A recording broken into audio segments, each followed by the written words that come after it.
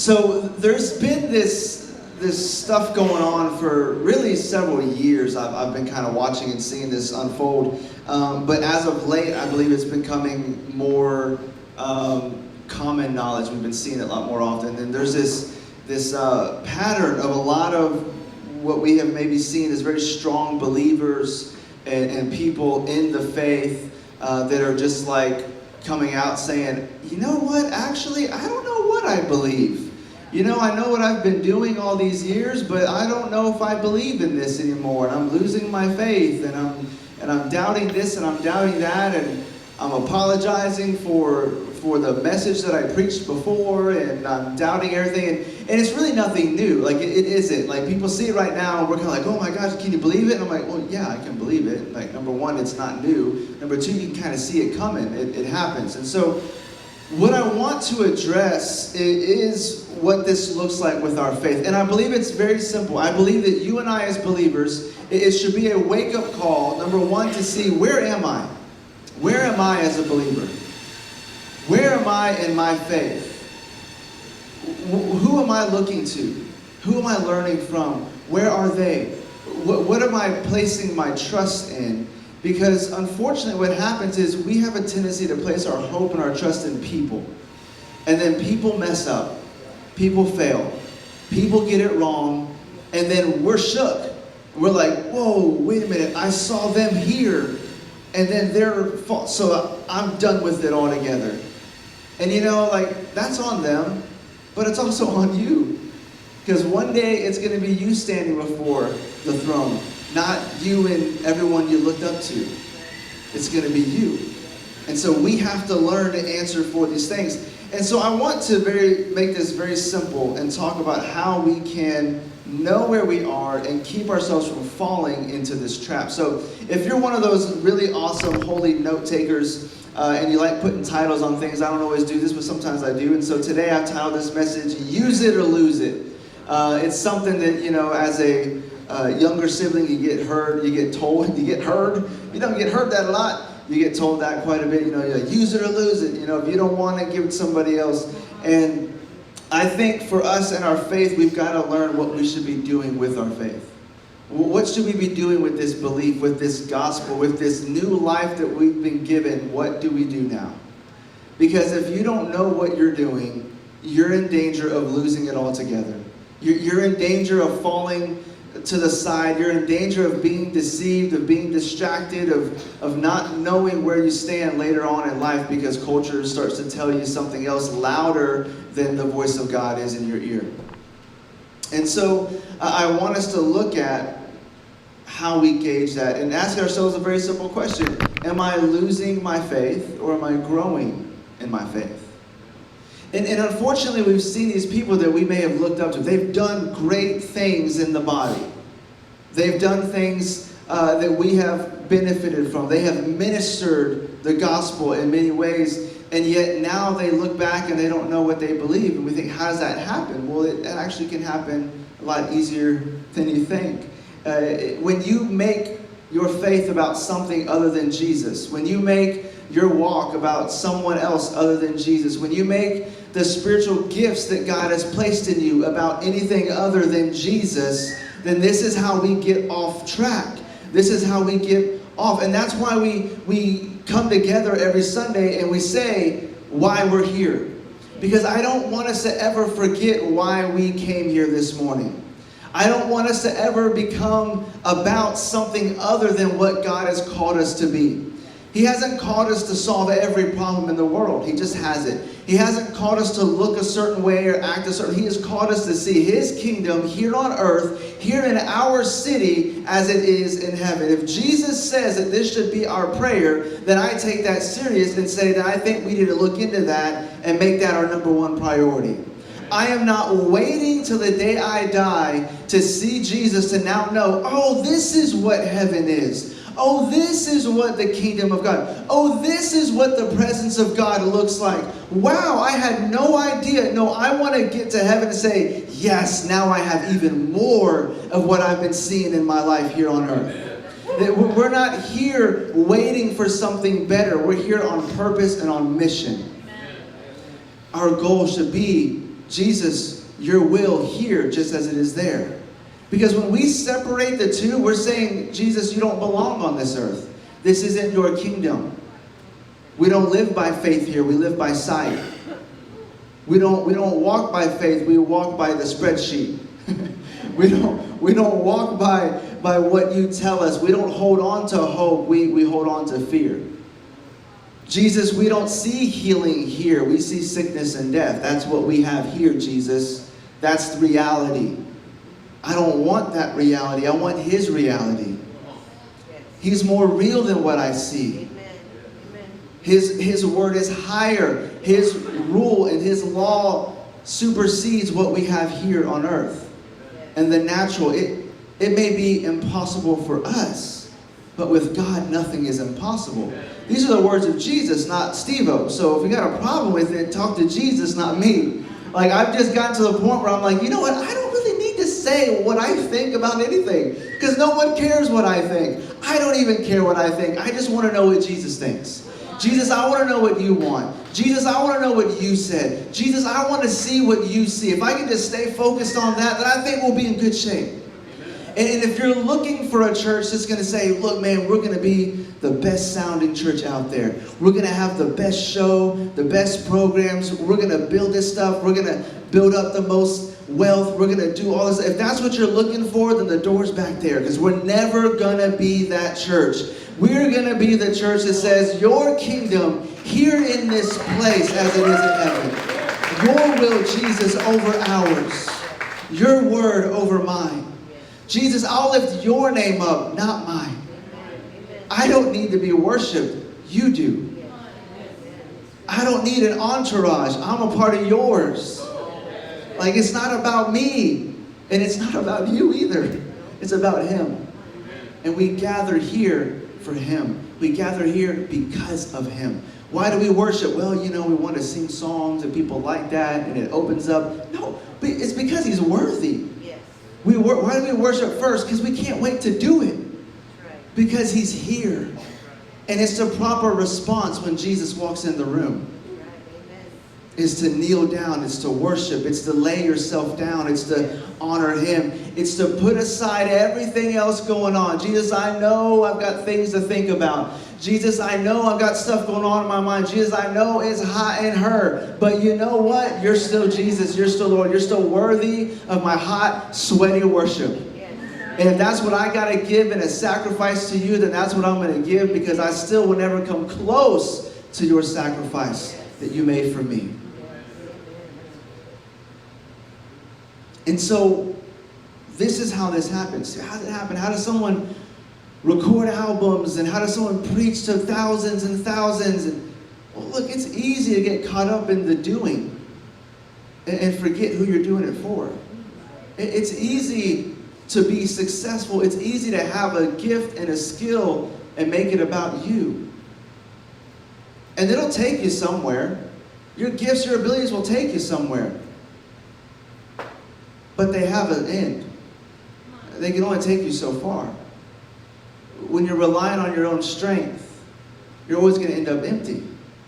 You're always going to end up at the end of it thinking, well, what was that all about? What am I really doing? I don't want us to be that way. I don't want to look out and see a church and think, man, these people just come to church because it's just what they do. It's just a habit. It's just a task they check off the list. No, I want to look out and see hearts burning. I want to see a body of people who are saying, you know what, Jesus, take me, use me, wreck me, do whatever you want to do with my life. I don't even care about what I want anymore, Jesus. I just want you. I just want what you want. If my life is about nothing but you, then it's about you. See, we have this misconception that, well, the pastor and the ministers and those who do that, they're the ones that are kind of, they're out there, they're zealous. Oh, of course, you're godly about everything. I think Jesus calls every believer and every follower to kind of leave everything, drop everything, and follow him. There is not levels of, like, I'm a kind of disciple, and I'm a really, no, you either are or you're not. You're on or you're off. Use it or lose it. All right, so let's, if you have a Bible, open up to the book of Matthew. We're just going to be in this passage. This is part of what we know as the Sermon on the Mount, Matthew 7. And Jesus spent possibly several days preaching and just giving these great messages. And I believe he laid it out and made it so simple and so clear for us how we'll know where we are.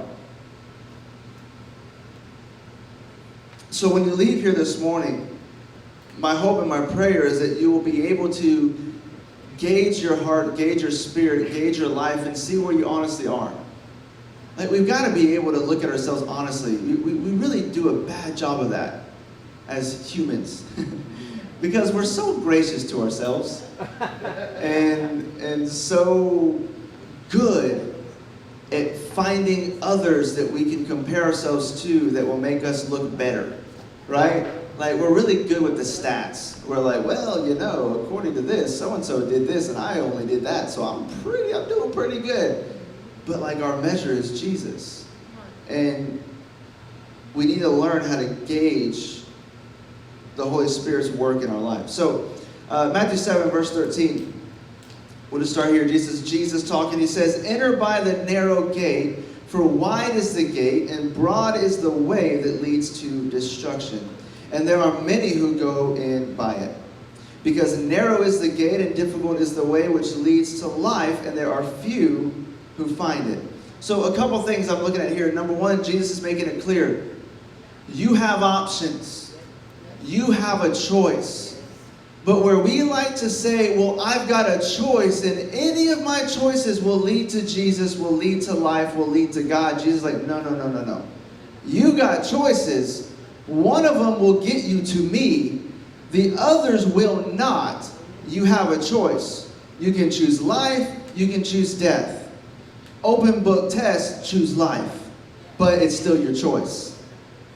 This is what Jesus is saying. So he's saying, and he's also telling us, look, yes, it's going to be difficult for you to walk this path following Jesus. It's going to be difficult walking this life of salvation, walking towards life, walking and being a disciple. It's not going to be easy for you all the time. And it's actually going to be easier the other way around. So I talk about this a lot, my own personal life. I grew up a very beautiful, good, just little dorky Christian kid, right? My dad is a pastor, was pretty much my whole life, and so that was my life. Like, I grew up in the church all day, every day. Like, my dad would torture us by chasing us around the house with his red hymn book, singing hymns to us, and we'd be like, "Oh dear God, Dad, please stop."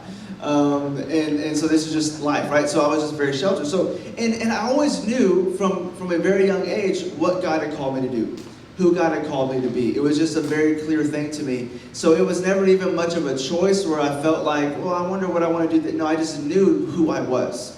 And so I always knew I was different. So growing up in Houston, you know, in public schools, you're just around a lot of different stuff. And I would look at other people and I would have these conversations with God, and I'd just be like, you know, God, why is it everything's just so much easier for them?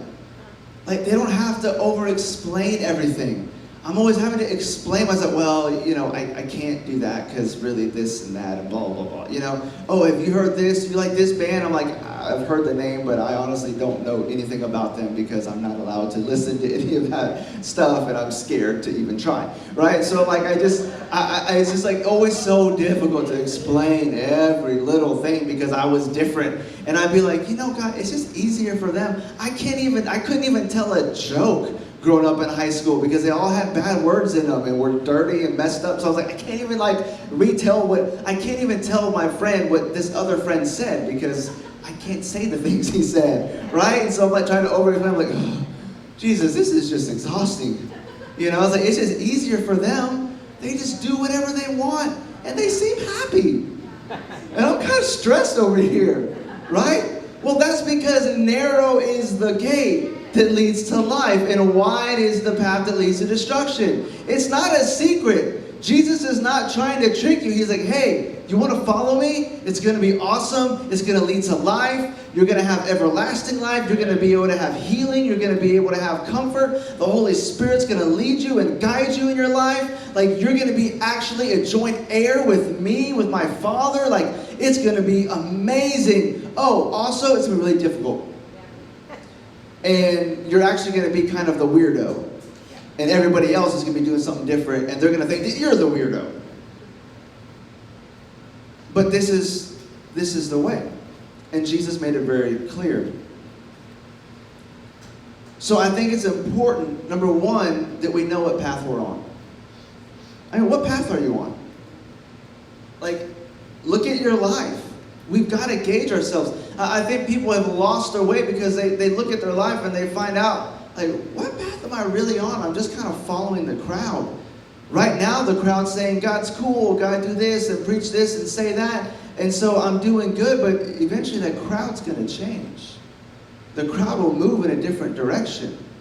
We see it all the time, right? Like, there's jokes and like meme videos all over the place because it's like, well, this political party is saying this now, but, you know, their guy 10 years ago was actually saying the opposite, right? Because the crowd changes. The world just goes, whatever benefits them in the moment is where they go. Only Jesus is absolute truth. And so we're seeking and searching for truth outside of anything but Jesus. We're going to be up and down, and we're never going to find the answer.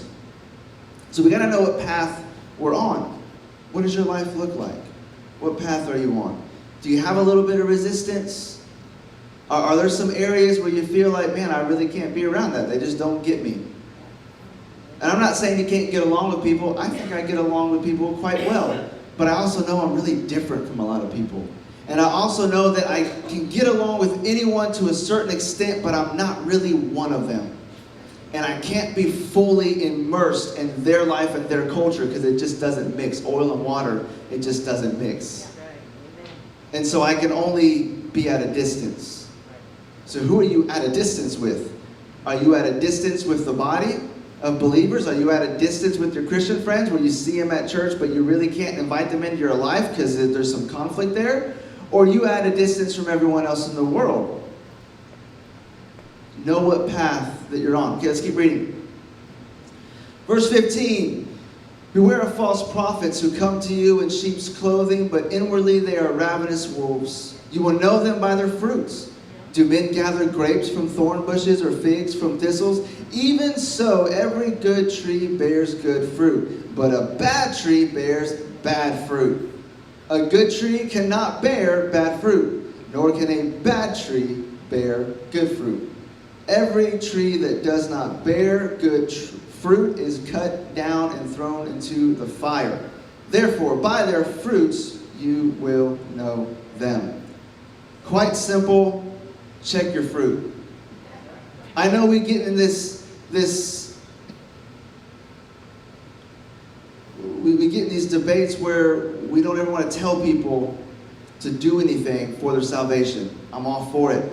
I will not argue one bit that Jesus Christ died on the cross to pay for our sin as a ransom for us. He did that. That's a gift for you and I.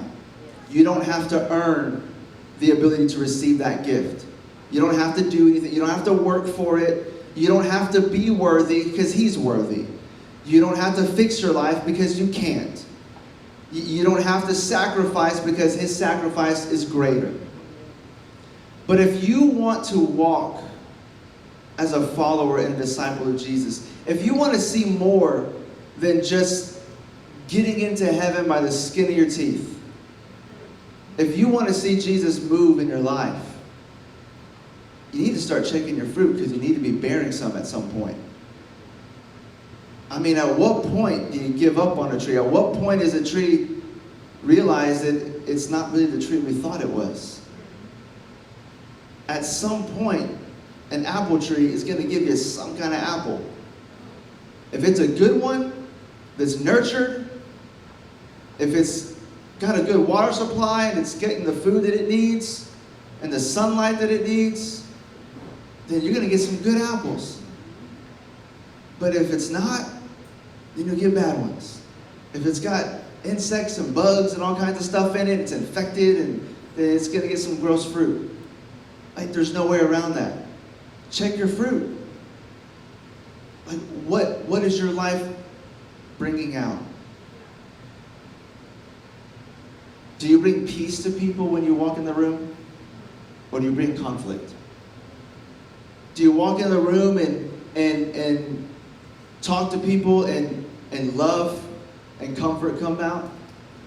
Or does judgment come out? Are you putting out bitterness or forgiveness? Like, what's your fruit? Is your fruit the fruit of the Spirit or the fruit of the world? It's real simple.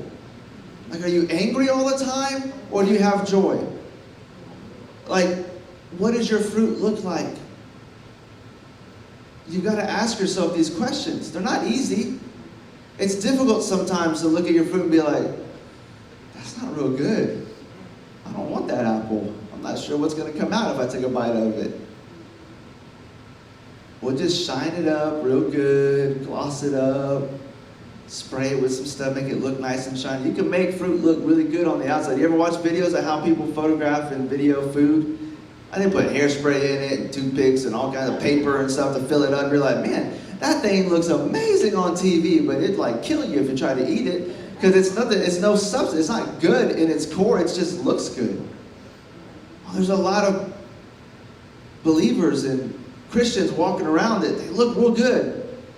They talk the talk. They say the right stuff. They're doing the right things, but there's nothing in here. They're taking the easy route. Let me work on the outside first, and then I'll work on the inside. You know, it's like your car starts making noises, you just turn the radio up. I don't hear nothing. Right? It's like, that's not the best idea. That's not the way to go. I know this because I've done it. Yeah, okay. Check your fruit. All right, let's keep reading verse 21. Not everyone who says to me, Lord, Lord, shall enter the kingdom of heaven, but he who does the will of my Father in heaven.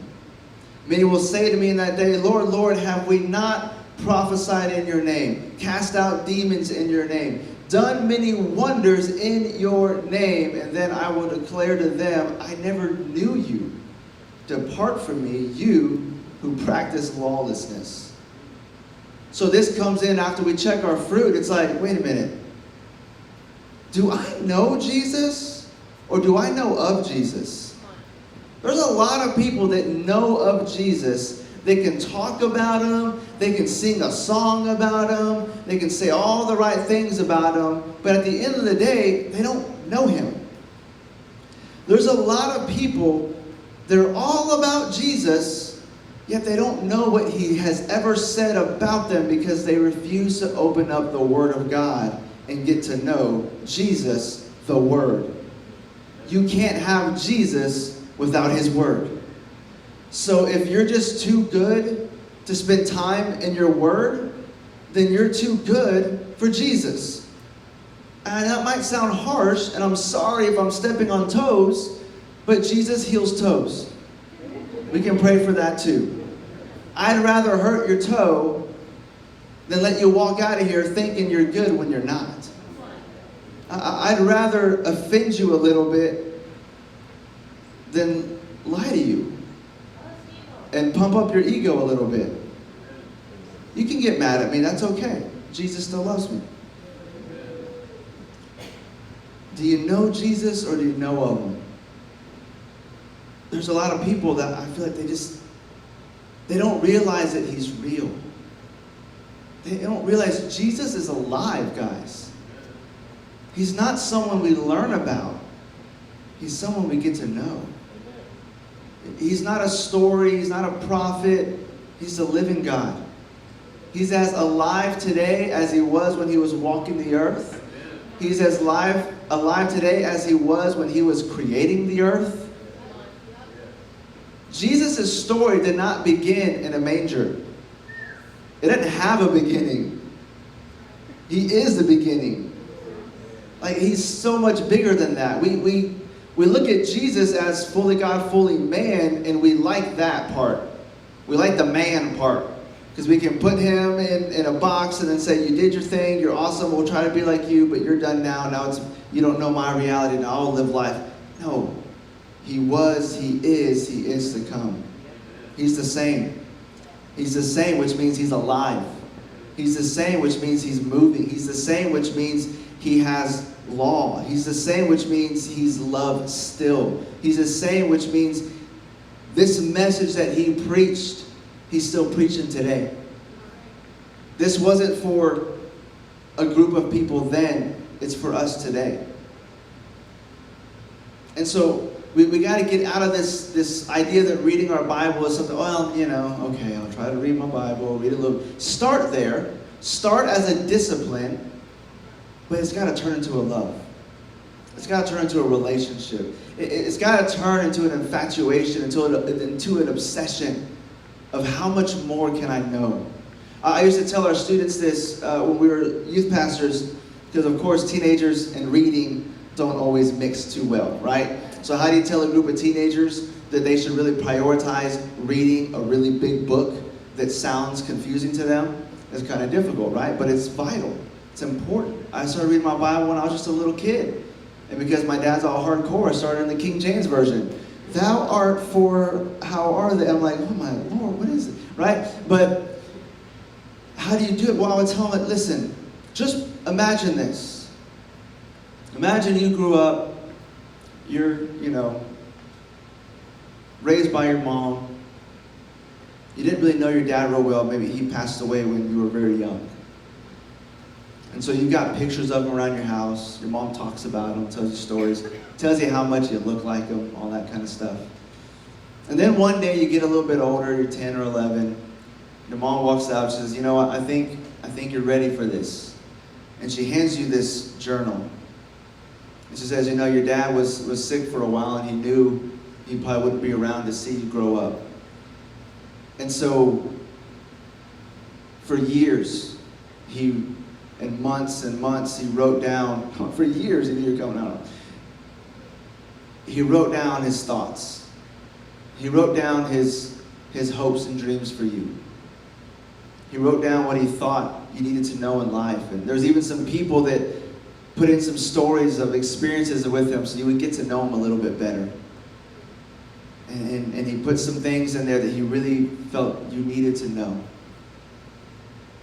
And in this book, if you'll really dive into this, you're going to get to know who your father was. I don't think there's a person here that wouldn't grab that, run to their room, and just dive into it cover to cover, over and over and over. Because in you there'd be something that longed to know who he was.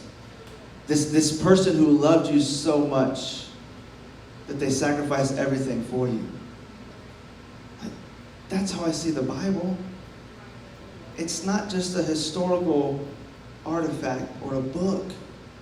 Your Father in heaven, who gave everything for you, wants you to know him. He made sure that was preserved through time. He made sure that thousands of years would go by and you would have accurate representation of what people said about him, about what he said to others about you. Your Bible is written to you. Personalize it. I opened up some of my Bibles and my name's all over in there. Blessed is Stephen. Stephen, don't do this. Stephen, remember this. For God so loved Stephen that he gave his only begotten Son, so that when Stephen believes in him, he won't perish, but he will have everlasting life. For Jesus didn't come to judge Stephen. You got to personalize it. It's real. It's how you get to know him. All right, I'll close with this part. Verse 24. Therefore, whoever hears these sayings of mine and does them, I will liken him to a wise man who built his house on the rock. And the rain descended, and the floods came, and the winds blew and beat on that house, and it did not fall, for it was founded on the rock. But everyone who hears these sayings of mine and does not do them will be like a foolish man who built his house on the sand. And the rain descended, the floods came, and the winds blew and beat on that house, and it fell. And great was its fall. So it was when Jesus had ended these sayings that the people were astonished at his teaching. For he taught them as one having authority, and not as the scribes or religious teachers of their law. It's real simple. If we don't want to see ourselves fall into this, if you want to see yourself so rocked by the world, by life, what's going to happen if your life gets turned upside down? Will you turn from Jesus? A lot of people do. Will you or won't you? You got to check your fruit. You got to know what path you're on. You need to know Jesus, and you'll never really trust him when it's difficult to do so. Because you don't trust someone you don't know.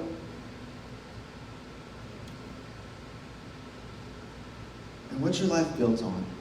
Build your whole life on the rock. Or watch it sink like one. You can last a while. Build your life on something else. Education, career, money, stature, family. Some of those are really good things. They were never meant for you to build your life on them. Build your life on the rock. Build your whole life on the rock. Not your Sunday every once in a while. Not your sometimes when I feel like it. Build your whole life on the rock. Every part of your life should look like Jesus. There should be nothing in your life that doesn't have something to do with him, that is not affected by him. When I got married, every single part of my life was now affected by that woman who I love so dearly. There's nothing I can do in life that doesn't involve her. There's really no decisions that I make that I can't be like, well, how is this going to affect her in our relationship? I have to run it through that filter now. Do we do that with Jesus? Can I do this and be a follower of Jesus? Can I be this and be a follower of Jesus? Every area of your life. And I promise you, the more you surrender to him, the more you just make your life about him, the better it's going to get. Because he doesn't take so you can be empty. He removes so he can fill you. We're full of stuff that doesn't actually fill us.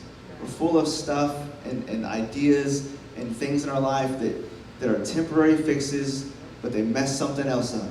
Jesus wants to fill you. He wants to make you complete. He wants to make you whole. He's the only one that can do it.